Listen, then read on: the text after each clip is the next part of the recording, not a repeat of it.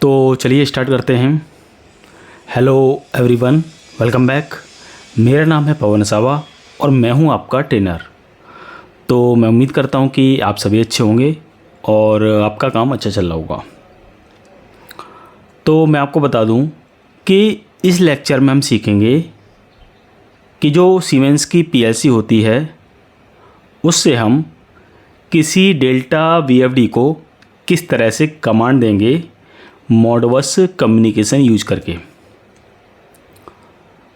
तो इसके बारे में हमारा जो पिछला लेक्चर था उसमें हमने समझा कि जो सीमेंस की पीएलसी होती है और जो डेल्टा की वीएफडी है, इन दोनों के बीच मॉडबस कम्युनिकेशन करने के लिए किस तरह से पीएलसी के अंदर जो कम्युनिकेशन बोर्ड होता है या फिर मॉडबस कम्युनिकेशन मॉड्यूल होता है उसको किस तरह से लगाया जाता है सीमेंस पीएलसी में, और मॉडबस कम्युनिकेशन के लिए पीएलसी और वीएफडी के बीच जो वायरिंग होती है वो किस तरह से की जाती है। ओके, तो अगर ये लेक्चर आपने नहीं देखा है तो पहले आप इस लेक्चर को देखें, उसके बाद इस वाले लेक्चर को देखें। ओके, क्योंकि यहाँ पर हम डायरेक्टली सीखेंगे कि जो सीमेंस की पीएलसी होती है उससे डेल्टा वीएफडी को किस तरह से चलाएंगे मॉडबस कम्युनिकेशन यूज करके। ओके, तो मॉडबस कम्युनिकेशन के लिए हमारे सामने ये जो वीएफडी है इसमें हमें कुछ पैरामीटर्स को चेंज करना होगा, क्योंकि ये जो वीएफडी होती है इसके जो पैरामीटर्स होते हैं उनकी हेल्प से हम डिसाइड करते हैं कि जो वीएफडी है उसको हम स्टार्ट स्टॉप की जो कमांड देंगे वो कीपैड से देंगे या external start stop push button से देंगे या फिर कम्युनिकेशन से देंगे, जैसे कि मॉडबस कम्युनिकेशन। ओके, इसके अलावा हमें वीएफडी को पैरामीटर की हेल्प से ये भी बताना होता है कि वीएफडी के लिए जो फ्रिक्वेंसी की कमांड आएगी मोटर का आरपीएम चेंज करने के लिए वो किस मेथड से आएगी, तो उसको भी हम सेट करेंगे RS485 या फिर मॉडबस। ओके, तो चलिए स्टार्ट करते हैं। और मैं आपको बता दूं कि वीएफडी के जो पैरामीटर्स होते हैं, मोटर पैरामीटर्स, वो हम पहले से ही एंटर कर चुके हैं, उसकी हमें ज़रूरत नहीं है। ओके, तो सबसे पहले पैरामीटर नंबर 2 में जाएंगे, 2.00। ओके, इसमें हमें सेट करना होगा 3।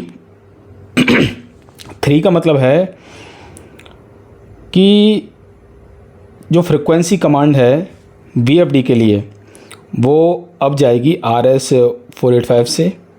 ओके, जो कि यहाँ पर इसके सिग्नल हैं SG+ और SG- की हेल्प से। मतलब पीएलसी से जो हम मॉडबस कमांड देंगे उससे हमारी जो वीएफडी है इसकी फ्रिक्वेंसी चेंज होनी चाहिए। ओके, इसके बाद हम अगले पैरामीटर पर जाएंगे। नेक्स्ट अगला पैरामीटर है 02.01। इसमें एंटर करेंगे तो यहाँ पर हमें सेट करना होगा 4। 4 का मतलब है कि आगे जो स्टार्ट स्टॉप की कमांड जाएगी, ऑन ऑफ की कमांड जाएगी, वो जाएगी मॉडबस कम्युनिकेशन से SG+ SG- से, जो कि हम वीएफडी से देंगे प्रोग्रामिंग से।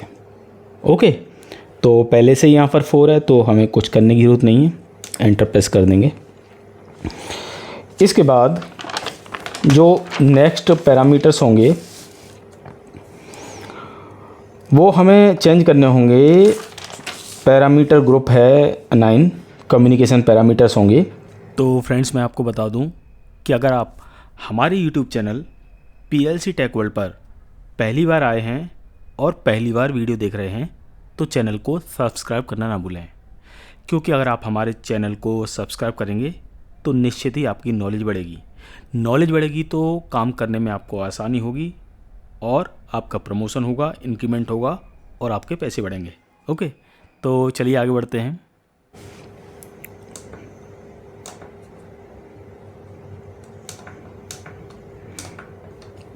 इसको ग्रुप में जाएंगे 9 नंबर में। तो इसके अंदर जो पैरामीटर्स होंगे वो होंगे जैसे कि communication address, okay, transmission speed, communication protocol, okay. देखो जो मॉडबस कम्युनिकेशन होता है वो होता है सीरियल कम्युनिकेशन।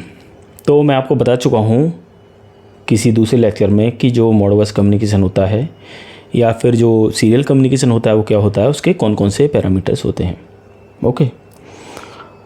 तो अब तो आपको पता ही होना चाहिए कि जो सीरियल कम्युनिकेशन होता है उसके जो मेन पैरामीटर्स होते हैं 4 होते हैं। उनमें एक बॉड रेट होता है,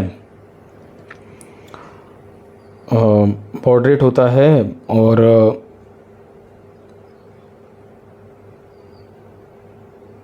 बिट्स पर कैरेक्टर होता है, पैरिटी होती है और स्टॉप बिट होती है। इसके अलावा जो कम्युनिकेशन हो रहा है वो आस्की या फिर आरटीयू मोड में हो सकता है। वो आप डिसाइड कर सकते हैं कि आपकी डिवाइस है वो कौन कौन से मोड को मोड को सूट करती है, ठीक है। तो चलिए ये जो पैरामीटर ग्रुप 9 है इसमें एंटर करते हैं और इसका जो 09.00 है इसमें एड्रेस एंटर करना है हमें, ओके। ये डिफ़ॉल्ट में भी इसकी सेटिंग 1 होती है, तो पहले से ही 1 है, इसको 1 ही रहने देंगे क्योंकि हमारे पास अभी तो एक ही ड्राइव है। और भी ड्राइव्स होती तो इसकी जो सेटिंग है 1 से लेके 254 तक हो सकती है, ओके। इसके अलावा अगला जो पैरामीटर है 09.01 इसमें आएगी कम्युनिकेशन स्पीड या फिर बॉड रेट। तो जनरली आपने देखा होगा कि जो हम बॉड रेट यूज करते हैं वो होता है 9600 bps, ओके। तो उसी को हम सेट कर देंगे।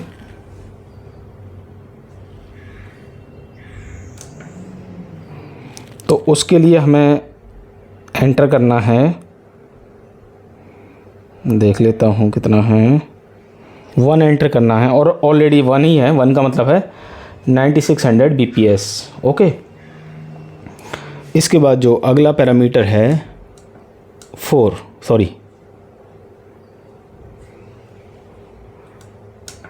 इसमें 1 एंटर करना था ना, हाँ। तो हमने 09.01 में 1 एंटर कर दिया जिसका मतलब है बॉड रेट 9600 bps, ओके। इसके बाद जो नेक्स्ट पैरामीटर है वो है 09.04, ओके। तो इसमें हम एंटर कर रखे हैं पहले से 4, और 4 का मतलब है जो कैरेक्टर बिट्स पर कैरेक्टर्स हैं वो 8 हैं और इवन पैरिटी है, स्टॉप बिट है 1, ओके। और आरटीयू मोड के लिए है ये, तो इसमें पहले से ही 4 एंटर किया हुआ है। 4 का मीनिंग मैंने बता दिया आपको, कैरेक्टर बिट्स पर कैरेक्टर हो जाएगा 8, पैरिटी हो जाएगी 1 और स्टॉप बिट हो जाएगी 1 फॉर आरटीयू, ओके। तो इसमें 4 पहले से ही पड़ा हुआ है, ओके। चलिए ठीक है। तो इस तरह से जो कम्युनिकेशन पैरामीटर्स हैं उनको हमने VFD के अंदर एंटर कर दिया है। इसके अलावा जो इसका स्टार्ट स्टॉप मोड है उसको हमने सिलेक्ट कर दिया है कि मॉडबस कम्युनिकेशन या फिर RS485, और जो फ्रिक्वेंसी कमांड जाएगी VFD को वो भी RS485 या फिर मॉडबस से जाएगी आगे, ओके, PLC से। अगर वीडियो आपको और वायरिंग तो हम पहले से ही कर चुके हैं, वो आपको पता होना चाहिए, करना ना भूलें, ओके। इसके अलावा अगर आप तो चलिए इसके बाद हम जो PLC है इसकी प्रोग्रामिंग करते हैं, चैनल को ओके, सब्सक्राइब या फिर जो यहाँ पर निश्चित ही आपको हमने फायदा होगा। मॉडबस कम्युनिकेशन के लिए मॉडबस कार्ड लगाया है उसको किस तरह से कॉन्फ़िगर किया जाएगा अगर आप ये देखते हैं, ओके। हमारी जो प्रीमियम मेंबरशिप है उसको लेना चाहते हैं तो उसको भी ले सकते हैं। वहाँ पर आप हमारे जो डिटेल्ड वीडियोज़ हैं या फिर जो वीडियो कोर्सेज हैं उनको एक्सेस कर सकते हैं, और जो मेंबरशिप है उसकी जो कॉस्ट है बहुत ही कम है, ओके। तो चलिए हम मिलते हैं अगले लेक्चर में जिसमें हम सीखेंगे कि जो PLC होती है सीमेंस PLC, उसके अंदर मॉडबस कम्युनिकेशन के लिए प्रोग्रामिंग किस तरह से की जाती है, ओके। सब कुछ प्रैक्टिकली करके देखेंगे हम, ओके। तो चलिए, अभी के लिए वीडियो देखने के लिए आपका बहुत बहुत धन्यवाद। आपका दिन शुभ रहे। Thank you.